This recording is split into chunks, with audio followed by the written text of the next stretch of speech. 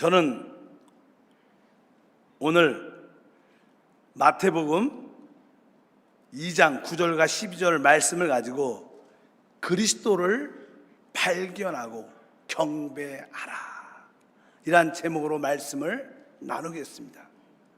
우리는 그리스도를 발견해야 되고 또 한편적으로 그분을 경배하는 그런 삶이 필요합니다. 이런 내용은 특별히 마태복음 1, 2장에 기록이 되어 있습니다. 마태복음 특별히 1장을 보게 되면 바로 이 땅에 태어나신 예수가 바로 하나님 백성의 왕임을 증거하고 있습니다. 1장에서는 바로 그리스도에 대한 예언들이 구약의 모든 말씀으로 기록되어 있다는 것을 말해주고 있고, 바로 그래서 이스라엘 백성, 하나님의 백성들은 그리스도를 늘 고대하고 기다리고 있다는 그런 내용입니다. 그런데 바로 2장에 보면 바로 그 그리스도가 이 땅에 오신 것을 우리에게 계시하고 보여주십니다. 그래서 마태복음 2장을 보게 되면 주님이 우리 가운데 어떻게 발견되는 것을 알 수 있습니다. 왕이신 우리 주님은 오신다고 예언되어 있었고, 바로 그분은 실제로 오셨고 지금 우리와 함께 하십니다. 우리와 지금 함께 하시는 그 그리스도를 발견해야 되고, 그럴 때 우리에게 참된 경배가 있게 됩니다. 그러면 오늘 2장 말씀을 통해서 어떻게 우리가 그리스도를 발견할 수 있는가, 그 길을 볼 수가 있습니다. 사실 그 당시 이 이스라엘에게는 하나님의 율법으로 이렇게 조성된 유대 종교가 있었습니다. 유대 종교는 한마디로 말하면 구약으로 조성된 그런 종교였고, 그 종교는 아주 건전하고 또 근본적이고 또한 성경적인 종교라고 말씀드릴 수 있습니다. 그런데 예수님이 이 땅에 오셨을 때 그 종교 안에 있는 사람들, 특별히 종교 지도자들은 주님을 발견하지 못하고 주님을 찾지 못한 것을 볼 수 있습니다. 어떤 사람들이 주님의 태어나심을 발견했는가? 알다시피 성경을 보게 되면 동방에서 어떤 주님을 추구하는 어떤 현인들이 있었습니다. 동방에서 늘 하나님을 기대하는 마음 가운데 하늘의 별을 보고 하나님의 별, 그리스도의 별이 있구나. 그래서 그 별을 따라 이제 그들은 그리스도를 찾기 위해서 여행을 시작합니다. 그래서 결국 그들의 생각 속에 아마 이 별은 이 세상의 모든 세상 사람들의 별일 뿐 아니라 유대인의 왕으로 오신 분이다. 그러려면 당연하게 유대 왕궁에서 태어날 것이다, 이런 생각을 당연히 갖고 있습니다. 그래서 그들은 바로 인간적인 자기들의 생각과 관념을 따라 바로 그 유대의 왕이신 그분을 만나러 예루살렘 성전으로 가게 됩니다. 근데 그 예루살렘에는 그 당시 헤롯 왕이 있어서 헤롯 왕을 향해서 가서 그곳에 가서 사람들에게 물어봅니다. 이 땅에 유대인 왕으로 나신 이가 어디 계시는가? 이렇게 그들이 질문을 하죠. 사실 그 질문으로 인하여 예수님도 실제로 죽을 뻔한 그런 사건들이 기록되어 있죠. 그 말로 인해서 그때 태어난 어린아이들이 많이 죽은 것을 성경에 기록하고 있습니다. 마태복음 2장 2절에 말씀합니다. 유대인의 왕으로 나신 이가 어디에 계시냐? 우리가 동방에서 그의 별을 보고 그에게 경배하러 왔느냐? 그러니까 그냥 헤롯 왕이 놀랐어요. 자기가 왕인데 또 자기가 자식을 낳지도 않았는데 유대인의 왕이 어디에 계시냐? 그러면서 바로 그의 별을 보고 왔다. 그러니까 헤롯 왕이 이제 그 종교 지도자들을 불러서 대제사장, 서기관도 있었고 바리새인도 있었겠죠. 그들을 따르는 그 종교 지도자를 불러서 만약에 너희가 알다시피 만약에 유대의 왕이 나신다면 어디서 나느냐? 이렇게 물어보게 됩니다. 그러니까 그 대제사장과 서기관과 바리새인들이 대답을 하게 되죠. 그 대답은 2장 5절부터 6절에 기록되어 있습니다.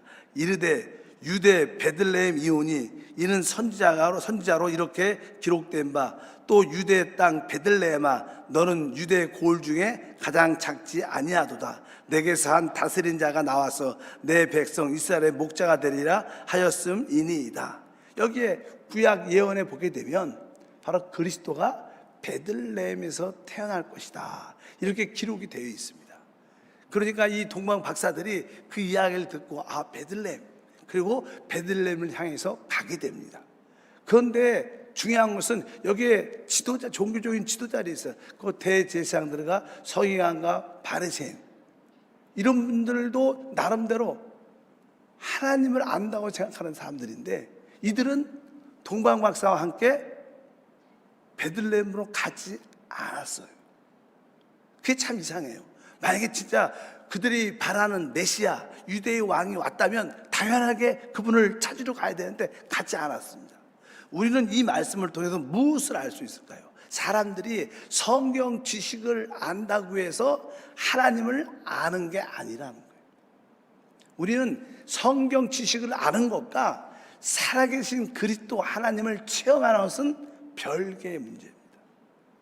여러분 모두는 기본적으로 하나님의 성경에 대한 지식도 가져야 되지만 살아계신 하나님을 만나겠다는 뜨거운 열정이 있어야 돼요.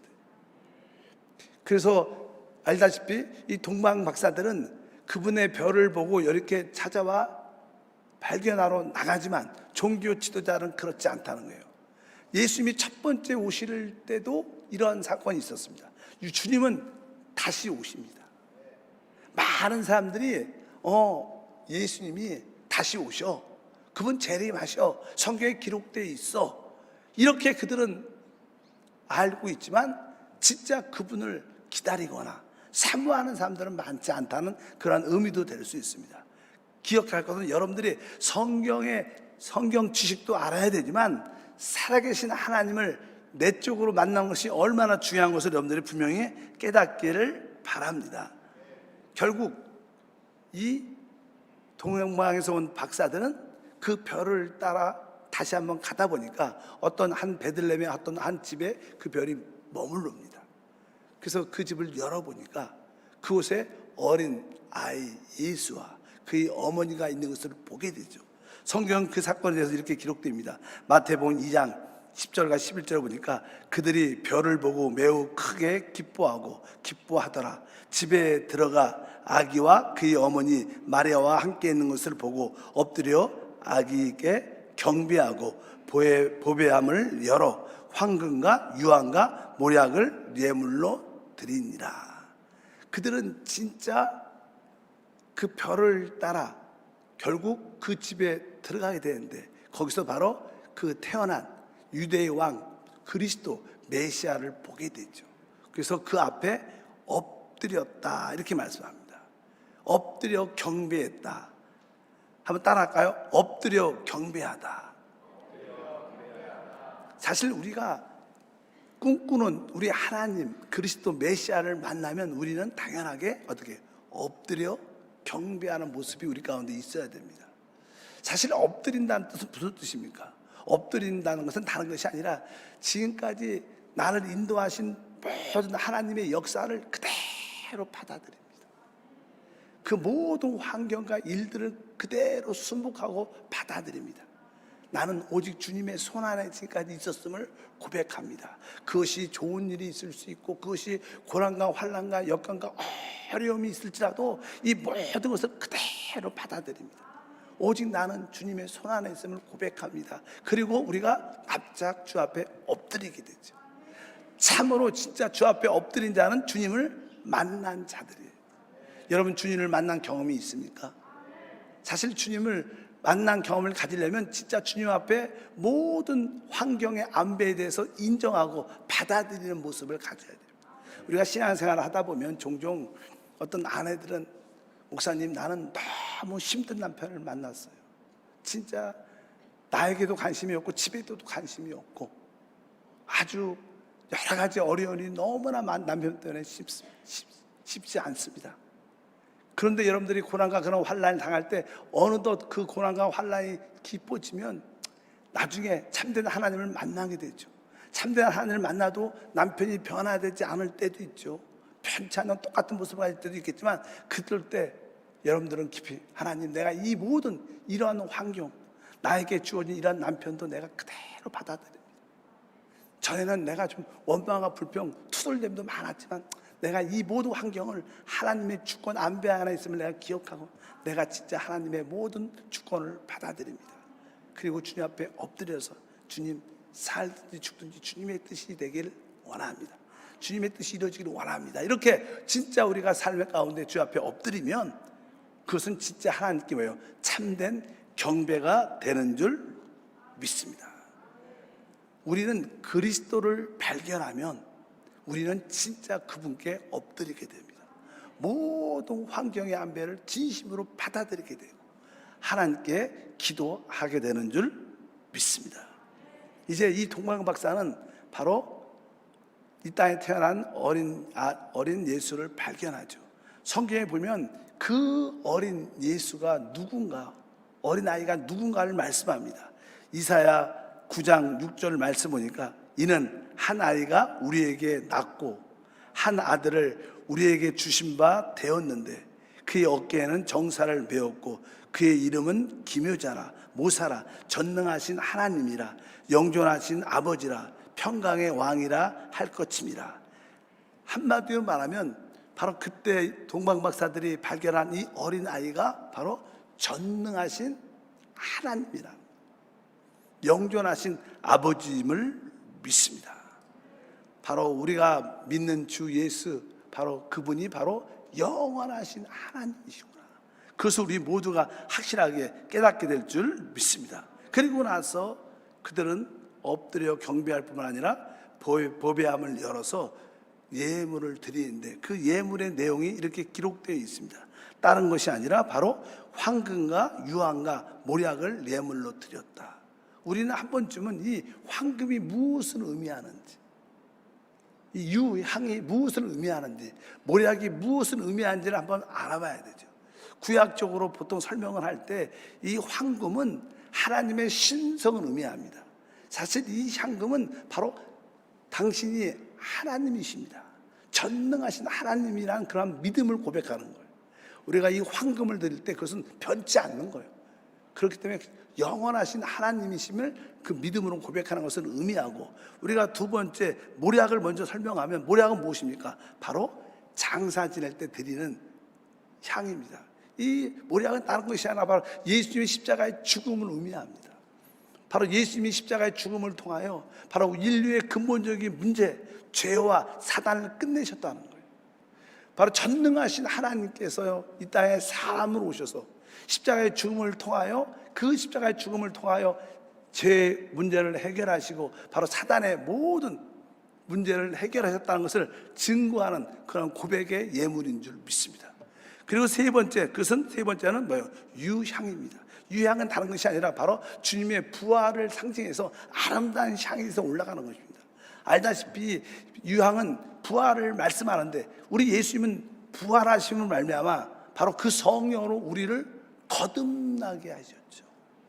바로 주님은 부활하심으로 말미암아 믿는 모든 사람을 거듭나게 하시고 거듭난 영을 주시고 이제 영을 따라 살도록 하셨습니다. 여러분들이 하나님께 아름다운 향이 된다는 것은 여러분들이 영을 따라 사는 사람이 돼야 진짜 하나님께 아름다운 향기로운 향이 되는 줄 믿습니다. 그래서 이 동강 박사는 이러한 의미를 몰랐겠죠. 알 수가 없겠죠. 그러나 그들은 하나님의 환경 가운데 그 당시 가장 귀하게 여겼던 이 세 가지 황금, 모략, 유향을 하나님께 드렸다는 거예요.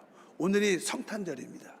우린 주님 앞에 나올 때마다 여러분들이 만약에 그리스도를 발견했다면 진짜 여러분들은 하나님 앞에 엎드려 경배하게 될 것이고 그 경배의 증거로 하나님께 귀한 예물을 드리게 될 거라는 거예요. 어떠한 예물입니까? 바로 아까 말한 것처럼 황금과 모략과 유향이라는 그런 예물이에요. 여러분들이 하나님을 진짜로 만났다면 하나님, 주 예수님, 주님만이 진짜 영원한 하나님이심을 내가 믿습니다. 그 하나님께서 바로 십자가의 죽음을 통하여 바로 죄와 사단의 문제를 해결하심을 믿습니다. 그럴 때 여러분들 아까 전능하신 하나님인 그 황금을 드리는 것이고 그분의 십자가의 죽음을 통해서 바로 몰약을 드리는 것이고, 주님이 부활하심으로 나에게 거듭난 영을 주시고 영을 따라 살게 하심을 감사합니다. 바로 여러분들이 영을 따라 살 때 여러분들은 바로 유향을 하나님께 드림으로 말미암아 참된 예물을 드린 줄 믿습니다. 우리 모든 성도는 오늘 다 그리스도를 발견한 줄 믿습니다. 발견하셨다면 여러분들에겐 참된 예물이 필요합니다. 오직 주 예수만이 나의 영원하신 하나님이심을 고백합니다. 그럴 때 황금을 드린 거라는, 주님이 사람으로 오셔서 십자가의 죽음을 통하여 우리의 죄와 사단의 문제를 해결하셨습니다. 이것을 믿을 때 여러분들은 바로 몰약을 올려드린 거예요. 그리고 여러분들이 이제 마지막 유황을 올려드려야 되는데, 바로 그분이 부활하심으로 우리를 거듭나게 하셨죠. 바로 우리가 거듭난 영이 있고 영을 따라 살 때 그것은 아름다운 향이 된다. 이것이 바로 우리 신앙의 핵심인 줄 믿습니다. 바로 하나님을, 그리스도를 발견한 모든 사람들은 바로 이러한 믿음의 고백의 예물을 드린다는 거예요. 오늘 여러분이 이러한 모든 믿음의 예물을 드리기를 축복합니다. 그리고 나서 이제 그들의 앞으로의 삶이 어떻게 됐는가, 성경이 이렇게 기록되어 있습니다. 다 같이 12절이죠. 다 같이 읽겠습니다. 그들은 꿈에 헤롯에게 돌아가지 말라 지시함을 받아 다른 길로 고국에 돌아가니라. 여기 보면 다른 길로 돌아갔다. 우리가 예수를 만나기 전에, 예수를 발견하기 전에 우리의 길이 있었어요. 우리의 인생의 삶의 방식이 있었어요. 그런데 이제 예수를 진짜 만나면, 발견하면 우리는 엎드리게 되고 그분을 경배하게 되고 진정한 예물을 드리게 됩니다. 그 다음부터는 이제 우리는 새로운 피조물이 됐기 때문에 이제 우리가 옛날에 왔던 그 길이 아니라 새로운 길을 가야 돼요. 새로운 길. 여러분의 인생의 목적과 목표가 바뀌고 방향이 새로운 길, 바로 믿음의 길을 가야 될 줄 믿습니다. 바로 이가 다른 길은 다른 것이 아니에요. 바로 그 생명과 믿음의 길로 여러분들이 갈 때 이것은 진정한 성탄의 의미가 됩니다. 여러분 그리스도를 발견하셨습니까? 발견했다면 여러분은 진심으로 그분 앞에 엎드려 경배하셨습니까? 경배했다면 여러분 이제 주님께 예물을 드릴 뿐만 아니라 이제 내가 다른 길로, 그것은 새 길입니다. 주님이 정하신 길입니다.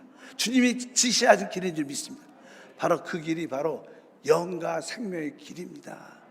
바로 어떻게 우리가 영과 생명의 믿음의 길을 갈 수 있는가? 그것은 오직 성령 안에만이 그 길이 있어요. 오직 성령의 몸된 그분의 안에만 그 길이 있어요. 하나님, 내가 이제 성령 안에서, 교회 안에서 모든 성도들과 하나가 돼서 주님을 섬기게 도와주옵소서. 그게 바로 다른 길입니다. 이제 전에는 가정에서, 세상에서, 직장에서 내가 그렇게 살아온 길이 있었지만 이제는 오직 성령 안에서, 오직 교회 안에서 주님을 섬기기를 원합니다. 그럴 때 우리는 참된 경배를 하나님께 드리는 삶이 될 줄 믿습니다.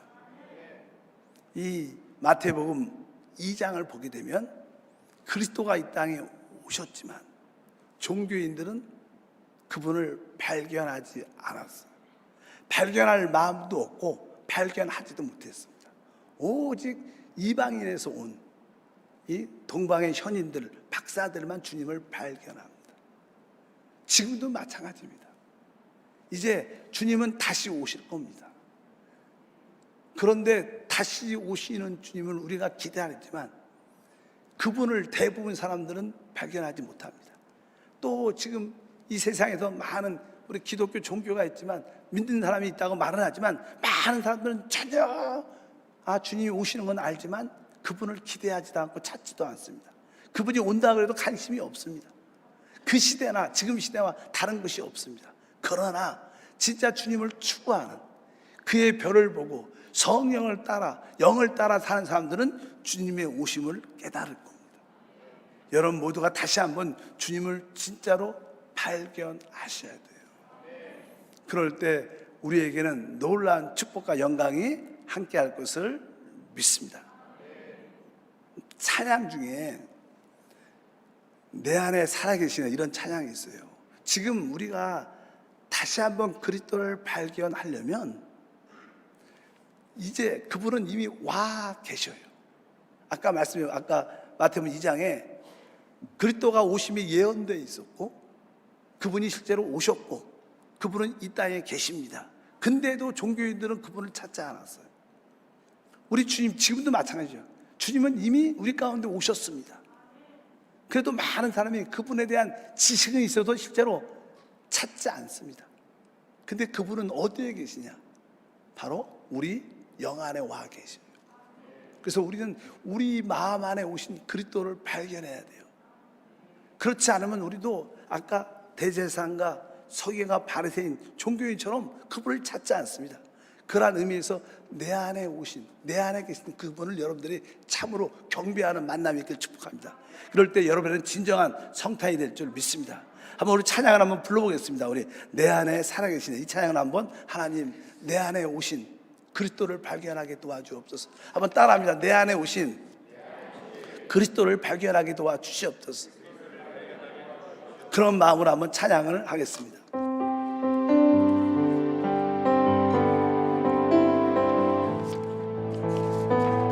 내 안에 살아계시네 그리스도 나 경배해 주 형상 회복하시네 오직 예수 나 경배해 내 안에 살아계시네 내 안에 살아계시네 그리스도 나 경배해 주 형상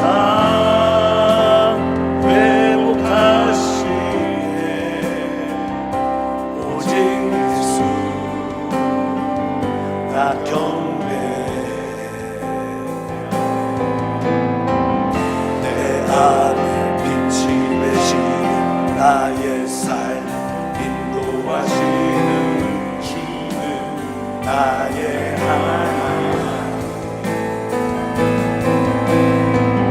내 안에 생명 되시는 나의 삶 회복하시는 주는 나의 하나님 우리 목소리 높여 찬양합니다. 내 안에 빛이 되시는 나의 삶 인도하시는 주님 나의 하나님 내 안에 생명 되시는 나의 삶 회복하시는 주님 나의 하나님 나의 하나님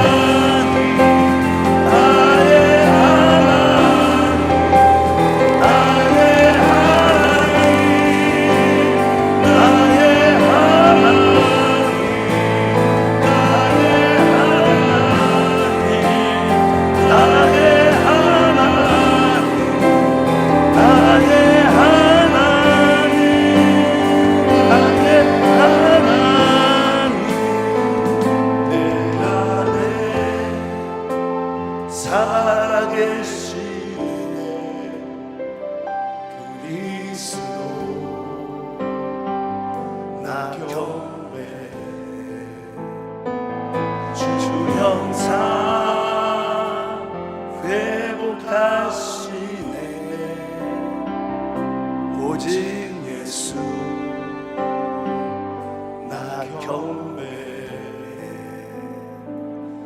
우리 마태복음 2장에 보면 이미 그리스도에 대한 예언이 기록되어 있고 예언이 성취돼서 그분은 와 계셨습니다. 그런데 종교인들은 그분을 찾지 않았어요. 그분을 발견할 생각도 없었습니다. 혹시 우리도 그렇지 않습니까? 주님은 십자가의 죽음과 부활을 통하여 우리 안에 와 계셔요.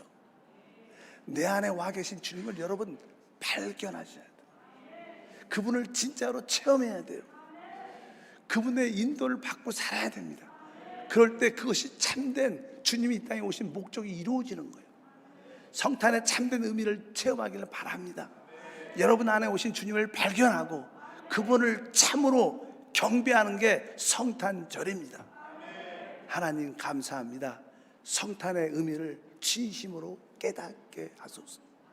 이미 우리 안에 오신 주님을 발견한 그분을 진심으로 온 마음을 다하여 경배하게 하옵소서. 주 예수 이름으로 기도합니다. 아멘.